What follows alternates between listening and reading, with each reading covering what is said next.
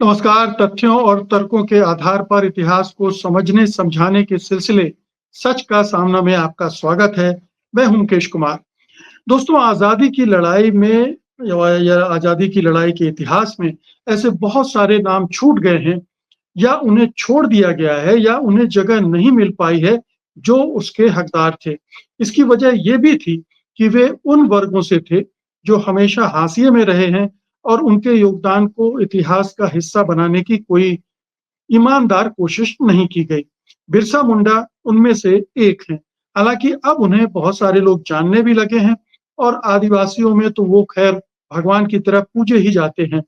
वर्तमान राजनीति की जरूरत की वजह से भी राजनीतिक दल उनकी तरफ आकर्षित हुए हैं। बिरसा मुंडा ने 19वीं सदी के उत्तरार्ध में अंग्रेजों के खिलाफ विद्रोह किया था। आदिवासियों को जल, जंगल, जमीन से जो बेदखली की जा रही थी उनकी, उसके वो उनके विद्रोह के केंद्र में थी। उनकी लड़ाई में आदिवासियों के शोषण के विरोध के अलावा आदिवासियों की अस्मिता, उनकी संस्कृति की रक्षा भी शामिल थी। आज हम बिरसा मुंडा पर विस्तार से जानने की कोशिश करेंगे और इसके लिए हमारे साथ हैं जाने-माने सामाजिक कार्यकर्ता और इतिहास के जानकार प्रोफेसर राम पुनियानी। प्रोफेसर पुनियानी, आपका कार्यक्रम में बहुत-बहुत स्वागत है। धन्यवाद। शुरुआत यहाँ से करते हैं कि बिरसा मुंडा को हमारे देश में बहुत सारे लोग नहीं जानते। ऐसा क्यों है? जी, क्या बिरसा देखिए मुंडा भेदभाव का शिकार हुए हैं? देखिए मुकेश जी, बिरसा मुंडा के बारे में आपने प्रस्तावना में जो बात कही, कई फ्रीडम फाइटर्स आज़ादी के आंदोलन में जिन्होंने बहुत बड़ा योगदान दिया, उनके बारे में ज़्यादा चर्चा इसलिए नहीं होती कि वो वंचित वर्गों से आए थे और बिरसा मुंडा ये आदिवासी समाज से थे, मुंडा ट्राइब से थे और इनका जो महत्वपूर्ण योगदान है, वो उसको उतना उल्लेखित नहीं किया गया है। उसका मुख्य कारण यही है कि वो आदिवासियों का आंदोलन था और उस आदिवासी के आंदोलन में आदिवासी अस्मिता, आदिवासियों की आर्थिक परिस्थिति ये सब एक बहुत बड़ा महत्व रखते हैं। और बाद में जो आज़ादी के आंदोलन में बहुत सारे लोगों ने योगदान दिया, उसमें समाज के बहुत सारे वर्ग थे, पर आदिवासियों का जो स्थान हमारे समाज में रहा है, उनको एक अलग तरीके से देखा गया है। इसलिए बिरसा मुंडा का उतना उल्लेख हमारे आज़ादी के आंदोलन के नायकों में नहीं आता। जी, तो ये बताएँ कि मैं चाहूँगा कि पहले हमारे दर्शकों को आप थोड़ा बिरसा मुंडा की कहानी बता दें। वो जी, कैसे शुरुआत हुआ? वो विद्रोह में कैसे उतरे? वो कैसे अंग्रेज़ों के खिलाफ लड़ाई लड़ रहे थे? कैसे अंग्रेज़ उनसे परेशान थे? जी। ये बहुत महत्वपूर्ण बात है कि बिरसा मुंडा जो अभी के रांची के शहर में रांची के पास उनका जन्म हुआ था और वो बाद में सेटल हो गए थे एक जगह पर क्योंकि उनके पिता वो जगह थी चकलबाड़, चकलबाड़ में वो सेटल हो गए थे क्योंकि उनके पिता वो नौकरी की तलाश में इधर-उधर घूम रहे थे और बिरसा शुरू से ही काफ़ी एक मेधावी लड़के के रूप में वो उभरे। वो एक तारा बजाते थे और बाँसुरी में भी काफ़ी अच्छे थे। तो इस प्रकार से एक प्रकार से लोगों पर उनका प्रभाव था और उनकी शिक्षा में ऐसा हुआ कि तीसरी 3-4 साल सरकारी स्कूल में पढ़ने के बाद उनको आगे जो पढ़ना था, तो उस समय मिशनरी स्कूल्स की जो रेपुटेशन थी, जो उनका महत्व था, वो काफ़ी ज़्यादा था। तो वो एक जर्मन मिशनरी स्कूल में उन्होंने दाखिला लिया और उसमें दाखिले के लिए उनको क्रिश्चियन बनना पड़ा। तो थोड़े दिनों के लिए, थोड़े सालों के लिए वो क्रिश्चियन रहे और उनका नाम बिरसा डेविड हो गया था थोड़े दिन को, डेविड या डॉन और पर वहाँ भी उनकी काफ़ी निराशा हुई। उन्होंने देखा कि मिशनरियों का वास्तविक उद्देश्य कोई लोगों में ज़्यादा सुधार नहीं लाना है, बल्कि उनकी ज़मीन और दूसरी चीज़ों पर कब्ज़ा करना है। तो उसके बाद उन्होंने ये छोड़ दिया मिशनरी स्कूल छोड़ दिया और सीधे-सीधे सामाजिक आंदोलन से जुड़ गए। अब 1875 में उनका जन्म हुआ और 1895 में एक सरदार आंदोलन चालू हुआ। ये सरदार आंदोलन के समय एक बात महत्वपूर्ण ये है कि उसके पहले ही उनकी जो ख्याति थी, वो समाज में काफ़ी बढ़ गई थी। ख्याति क्यों थी? कि उन्हें लगता था कि वो लोगों का इलाज कर सकते हैं, लोगों को सांत्वना दे सकते हैं और इस आधार पे उन्होंने अपने आप को समाज में काफ़ी प्रतिष्ठित व्यक्ति के रूप में, यानी आदिवासी समाज में उरांव आदिवासी थे और दूसरे आदिवासी थे, उनके बीच में महत्वपूर्ण जगह उनको प्राप्त हो गई। बीच में ऐसा कहते हैं, अब इसके बारे में सत्यता स्थापित करना तो मुश्किल है, कि उन्हें एक बार सपना आया कि एक बहुत बूढ़ा व्यक्ति सफ़ेद बालों वाला उनके सपने में आया और उसने सबको बुलाया, वहाँ के ज़मींदार को बुलाया, पादरी को बुलाया, बिरसा मुंडा को बुलाया, राजा को बुलाया और उसने एक झाड़ पर मक्खन और तेल लगा दिया और बोला झाड़ के ऊपर एक अच्छी चीज़ है, पवित्र चीज़ है, उसको आप लेके आओ। उसमें राजा भी फ़ेल हो गया, ज़मींदार भी फ़ेल हो गया, मिशनरी भी फ़ेल हो गया और बिरसा मुंडा वो वहाँ से उठाकर लाए। तो वहाँ से उनकी ख्याति फैलने लग गई कि ये तो भगवान के रूप में हैं और कई बार उन्होंने अपने समाज के बहुत जो लड़के थे लड़के-लड़कियाँ उनको ठीक भी किया क्योंकि उस समय आप जानते हैं कि अभी भी आदिवासी क्षेत्रों में स्वास्थ्य सुविधाएँ उतनी नहीं है, तो इन्हें एक सिद्धि इन्होंने खुद प्राप्त की, उसमें जो है जंगली दवाइयाँ, जंगल से आए हुए जड़ी-बूटियों का इस्तेमाल और शायद थोड़ा-सा इनका ऑरा, ये 2 मिला के कई लोगों को इन्होंने ठीक भी किया। तो एक प्रकार से वो अपने मुंडा, कारिया और ओरांव इनके बीच में एक प्रतिष्ठित व्यक्ति के रूप में सामने आ गए, लोग इनकी बात मानते थे। तो 1895 में वहाँ एक आंदोलन हुआ, जिसको सरदार आंदोलन कहते हैं। सरदार यानी जो आदिवासी समूहों के बीच के नेता थे, उन्होंने ये आंदोलन शुरू किया था और ये आंदोलन मुख्य रूप से राजनीतिक था, राजनीतिक आर्थिक, कि भई आदिवासियों की जो ज़मीन पर अभी कर जो इनका कब्ज़ा हो गया है, ज़मींदारों का, शहर के लोगों का, साहब लोगों का। तो यहाँ मैं एक बात और जोड़ना चाहता हूँ कि पहले आदिवासियों के बीच में खुंटा-खुंटी नाम की एक प्रथा थी। यानी क्या है, खुंटा-खुंटी क्या है? कि जो ज़मीन है, ये सबकी है। इसमें सब लोग खेती करके अपना हिस्सा निकाल सकते हैं। अंग्रेज़ों ने इसको बदल दिया और अंग्रेज़ों ने ये ज़मीन में इस क्षेत्र में ज़मींदारी सिस्टम लाया। उन्होंने ज़मींदारों को वहाँ लाया, ज़मींदारों के साथ व्यापारी भी आए, उसके साथ ब्रिटिश प्रशासनिक लोग भी आए। तो इस प्रकार से आदिवासियों की हालत बहुत खराब हो गई। पहले वो खुद के लिए खेती करते थे, अब ज़मींदारों के लिए खेती करते थे। उनकी सामाजिक परिस्थिति गिरती गई क्योंकि वेतन सही से मिलता नहीं था, कभी मिलता था, कभी नहीं मिलता था और अगर वो खुद भी कहीं खेती कर लें, तो उनको जुर्माना दिया देना पड़ता था कि आपने ये जो खेती की है, इसके लिए आप जुर्माना दीजिए। तो इस माहौल में बिरसा मुंडा एक उनके अंदर एक बहुत तीव्र भावना उ उभरी कि मैं इसके खिलाफ काम करूँगा। तो इसलिए उन्होंने सरदार आंदोलन में भाग लिया। अब सरदार आंदोलन के चलते-चलते उनको अरेस्ट कर लिया गया। 2 साल तक उनको जेल में डाल दिया गया, उनके साथियों के साथ। और यहाँ उन्होंने इसमें आने के पहले एक जो इनके मानने वाले थे, वो अपने आप को बिरसाइट बिरसाइट और ये एक धर्म के रूप में वहाँ एक पहले धर्म था सरना सरना।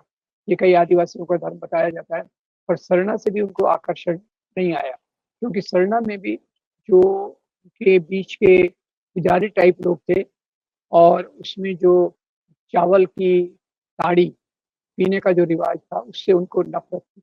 बीच में वो एक वैष्णव संत के प्रभाव में भी आए और उसमें से भी उन्होंने कई कुछ सीखा। तो ख़ैर एक ब उन्होंने अपना एक रास्ता बनाया जिसको बिरसाही कह सकते हैं और उसमें ये चीज़ें मुख्य थी कि आप हिंसा मत करो, दूसरों के खिलाफ अपमान मत करो। उसमें वैष्णव धर्म की उदारता भी थी और क्रिश्चियन धर्म का एक परिवर्तनवाद भी छुपा हुआ था। और उनकी ये धारणा थी कि जैसे सतयुग से लेके कलयुग का एक रास्ता है, हम कलयुग से लेके सतयुग का रास्ता बनाएँगे। अब जो उन्होंने सुना उसको उन्होंने उल्टा कर दिया और वो सतयुग होगा हमारा मुंडा राज। तो जेल से छूटने के बाद फिर से उन्होंने लोगों को संगठित किया और लोगों को कहा कि भई हम अहिंसा के माध्यम से अंग्रेज़ों के खिलाफ संघर्ष करेंगे। अब ये बड़ी महत्वपूर्ण बात थी, अहिंसा की बात। फिर भी उन्होंने अपने लोगों को कहा कि आपकी इसमें क्या राय है? तो ज़्यादा उनके मानने वाले बोले कि भई अंग्रेज़ों के खिलाफ अहिंसा से हमको कुछ मिलने वाला नहीं है, अंग्रेज़ हमारी बात सुनने वाले नहीं है। तो फिर सब लोग अपने-अपने गाँव जाकर हथियार लाए, उनके जो भी हथियार, तीर कमान और बाकी भाले वगैरह लाए और उन्होंने वहाँ के जो सरकारी शासन के जो चिन्ह थे, उन पर हमले किए। कुछ मिशन्स पर भी हमले किए, व्यापारियों, जमींदारों पर भी हमले किए। पर ख़ैर इसमें कई मुंडा लोग भी मारे गए, कई आदिवासी मारे गए और कई इन लोगों को भी अ, नुकसान हुआ। तो इसके बाद ज़मींदारों ने जब शिकायत की, तो ब्रिटिश रिप्रेशन उन्होंने दबाव में आके पूरे मूवमेंट को तहस-नहस कर दिया। गोलीबारी से गोलीबारी का मुकाबला कोई आप तीर कमान से तो कर नहीं सकते, तो ये इनको पीछे हट लेनी पड़ी और इनको फिर से जेल में डाल दिया गया और जेल में जाकर मुंडा ने एक एक बहुत महत्वपूर्ण कहानी है। मुंडा को जब मिलने आते थे बिरसा को जब वो मिलने आते थे, तो उनको कहता था देखो मैंने तुमको कहा था हम अहिंसा के रास्ते पर जाएँगे, वो ज़्यादा अच्छा था, हमने गलती की है वगैरह-वगैरह ऐसा बोलते थे। पर इसी बीच जेल में करीब 3 महीने के अंदर उनकी मृत्यु हो गई, हैजा से मृत्यु हो गई। कई लोग कहते हैं कि उन्हें ज़हर दिया गया और उनको मार डाला। अब इस सब का परिणाम ये हुआ मुकेश जी कि जो ब्रिटिश कानून लाए थे ज़मींदारी को प्रस्थापित करने का, उसको उल्टा करने की प्रक्रिया चालू हो गई कि भई इससे आदिवासी नाराज़ हैं। ये आंदोलन व्यर्थ नहीं गया। आंदोलन में और बिरसा की जो शहादत थी, उसके परिणाम स्वरूप कानून को बदला गया और कानून ये लाया गया, जो छोटा नागपुर 2008 का जो लैंड एक्ट आया, उसमें क्लियर था कि आदिवासी की ज़मीन कोई ले नहीं सकता। तो ये कानून आया, अब उसका कितना पालन हुआ होगा, वो बात अलग है। और ये जो इस बिरसा ने एक महत्वपूर्ण आंदोलन उठाया, एक तो उन्होंने आध्यात्मिकता के रूप में या धार्मिक रूप में लोगों के बीच में जो गलत बातें थी, उनको दूर करने की कोशिश की और उसमें उनको सुनने वाले लोग केवल आदिवासी नहीं थे, मुसलमान, क्रिश्चियन जो आदिवासी थे, वो भी उनको फ़ॉलो करने लग गए। तो ये क्योंकि उनका प्रभाव पूरा राजनीतिक तौर पे था, सामाजिक तौर पे था और बाकी जो बातें थी कि आदिवासियों में जो कुरीतियाँ हैं, उसके खिलाफ भी उन्होंने आवाज़ उठाई। तो वो एक भगवान का दर्जा उन्होंने प्राप्त कर लिया और एक बहुत बड़ा आंदोलन जो उनका चला, उसका मैंने परिणाम बताया कि ब्रिटिशों को भी वो कानून वापस लेकर ऐसा कानून लाना पड़ा कि आदिवासियों की ज़मीन आदिवासियों की है, उसको कोई ले नहीं सकता। ये पृष्ठभूमि है, जिसमें आगे चलकर बिरसा मुंडा के दिन को अभी एक आदिवासी अस्मिता दिन के रूप में वनवासी अस्मिता दिन के रूप में मनाया जाता है। इसका लोग विरोध कर रहे हैं, क्योंकि अभी की ताकतें उनको एक वनवासी के रूप में प्रस्तुत करना चाहते हैं। वो कहते हैं इसके दिन के मनाने के पीछे क्योंकि झारखंड इसी दिन पर बना जब उनकी मृत्यु हुई, उनकी जयंती थी। तो अभी उनकी माँग ये है कि भई ये का जो दिन है, वो बिरसा मुंडा शहादत दिन के रूप में मनाया है।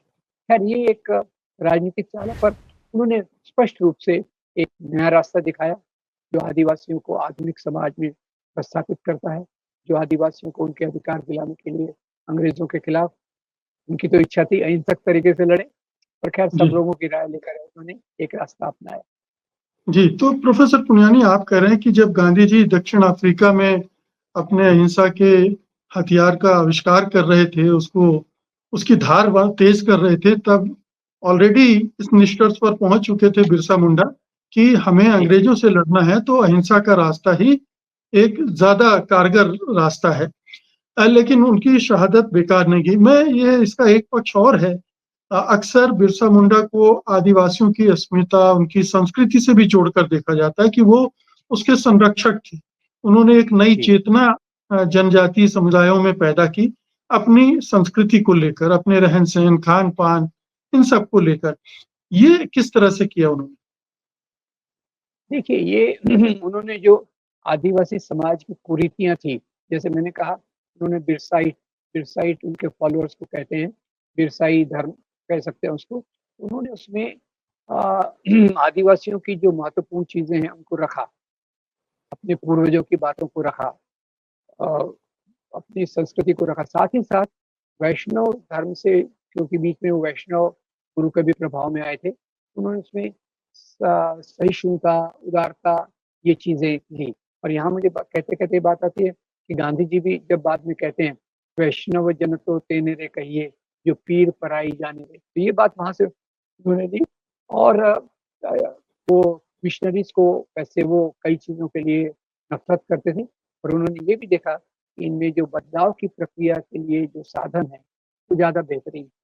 तो इसलिए आदिवासियों ने भी देखा कि हमारे खुद की भी बात कर रहा है, हमारे बदलाव की भी बात कर रहा है।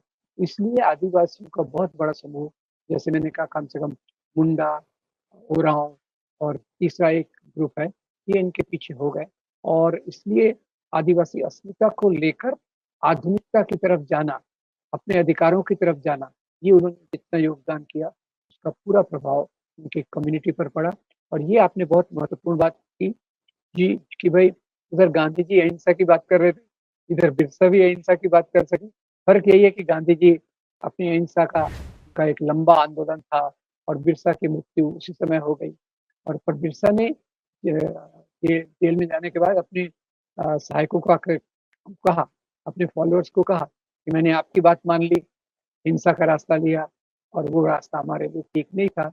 अहिंसा के रास्ते पे चलते, तो बाकी हम एक अच्छे पड़ाव पर पहुँचते। तो ये कोरिलेशन जो आपने पकड़ा है इस विवरण से काफ़ी महत्वपूर्ण है। उसी समय पर अहिंसा की बातें एक तरफ से बिरसा मुंडा की तरफ से आई, जिसको आज लोग पहचानते नहीं हैं।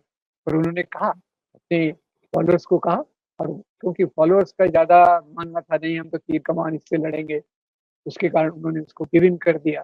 नहीं तो ये कल्पना तो इनकी भी उसी समय के आस-पास आई, जब महात्मा गांधी को अहिंसा के रास्ते की समझ के बारे में उन्होंने अपनाया। बिरसा मुंडा का विरोध धर्मांतरण से भी था। ईसाई मिशनरी जो थे, वो आदिवासियों को धर्मांतरित करने के मकसद से भी थे वहाँ। उन्हें वो एक एजेंडा था उनका और ये लड़ाई वो जीतते हैं बिरसा मुंडा आदिवासियों के लिए। और बाद में हिंदुत्ववादी फोर्सेस पहुँच के भी वही काम करती हैं।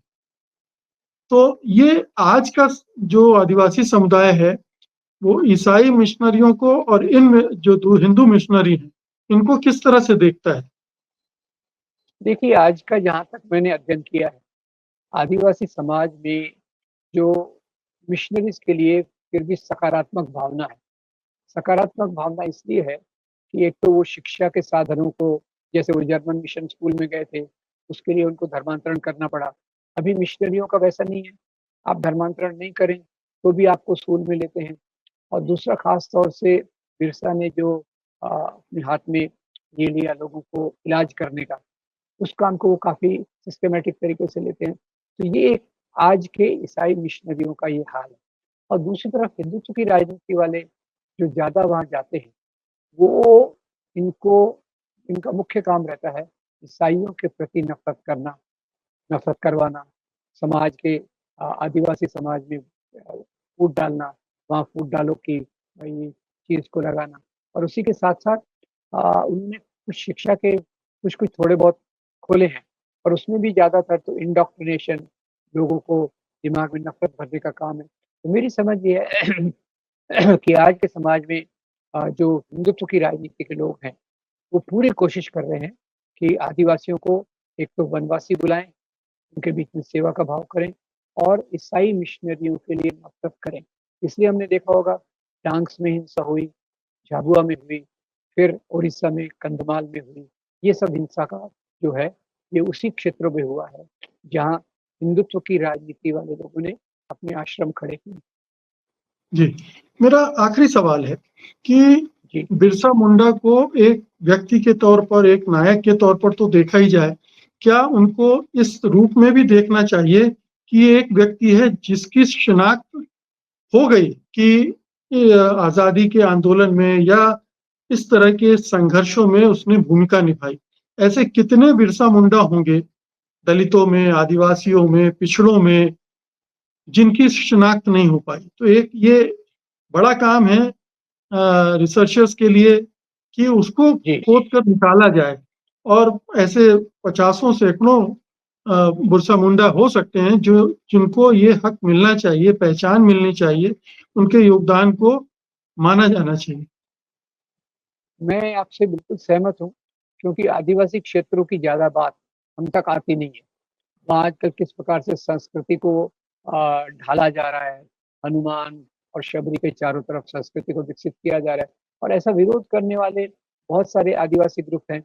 आदिवासी ग्रुप्स का एक समस्या क्या है कि वो काफ़ी बिखरे हुए रहते हैं। एक-दूसरे से जो जुड़ाव होना चाहिए, वो उनमें कम रहता है। एक ग्रुप यहाँ काम कर रहा है, दूसरा ग्रुप 2 शहर के आगे काम कर रहा है।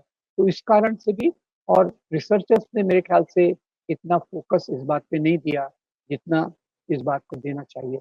ये आपका सुझाव जो है मेरे ख्याल से हमारे दलित, आदिवासी, विचारक, शोध करने वाले अभी कई जगहों पे तो इस प्रकार के शोध हो रहे हैं, पर उनका जो नतीजा है, वो हम तक आगे इतना नहीं आया है और उसमें और शोध शोध के साथ-साथ इसको समाज में प्रसारित करना, ये इनके लिए हमारे सामाजिक वैज्ञानिकों के लिए एक बहुत बड़ी चुनौती है। बहुत-बहुत शुक्रिया प्रोफ़ेसर पुनियानी, बिरसा मुंडा जी पर बातचीत करने के लिए। धन्यवाद आपका। नमस्कार। धन्यवाद।